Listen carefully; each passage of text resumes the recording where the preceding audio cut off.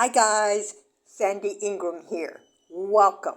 Let's revisit the new Iraqi law that says citizens and businesses can no longer transact business using the US dollar. Yet, the CBI sells millions of dollars each day. Iraq has become the latest country to dump the US dollar. Iraqis are now banned from dealing in the greenback. The announcement was made last week. Iraq's Interior Ministry issued a statement. It was a message for all citizens of Iraq. Listen to this. The dinar is the national currency in Iraq. Your commitment to transact in it instead of foreign currencies boosts the country's sovereignty and economy. Remember, this news video is dated May 22nd, 2023. But why were Iraqis relying on the dollar in the first place? Well, this is a trend that dates back to the 1990s. It began with the Gulf War in 1991. It was followed by UN sanctions. And then, more than a decade later, the US invaded Iraq. All of this damaged the Iraqi currency, the dinar. It lost value with each conflict and finally collapsed when the Americans invaded some 20 years back. Just to give you an idea, $1 was worth 4,000 Iraqi dinars. So the war killed the Iraqi currency. After the war, the US established a stranglehold on the country, and the US dollar became the de facto currency of Iraq. So, if it is against the law for citizens to use US dollars for any transaction, then why is the central bank selling the US dollar at the currency window?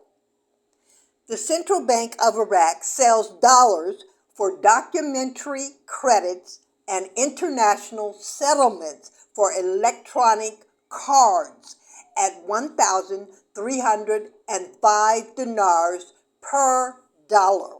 Iraqi banks must adhere to the SWIFT, SWIFT, international transfer system to access their foreign reserves estimated at 100 billion US dollars, which is held at the US Federal Reserve. But this is a cash-dependent economy. According to the World Bank, just 26% of Iraqi companies use the formal banking system, only 26%, about a quarter of them, and 98% of Iraq's companies pay their employees in cash. And since Iraqi dinar lacks value, the US dollar is used to make those payments. But the past few months have been turbulent. America has restricted Iraq's access to dollars. And why is that?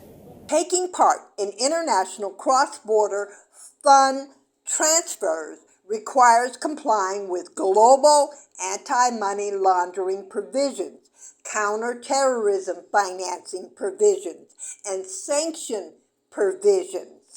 To curb money laundering, Washington says dollars from Iraq are being funneled to Iran, Syria, and Lebanon. So the Americans limited the supply. This led to a cash crunch in Iraq. With fewer dollars to go around, the Iraqi dinar lost more value. Suddenly, people of Iraq had fewer dollars to use, so they jacked up the price.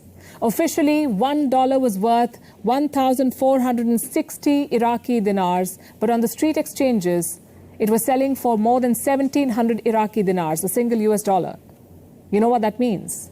When your currency is worth less, goods become more expensive, prices shoot up, inflation rises, and so does public anger.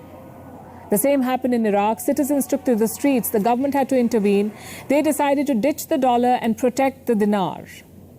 Those still using the American currency will face tough punishments in Iraq, a fine of up to 1 million dinars. That's about $680. Repeat violations could lead you to jail.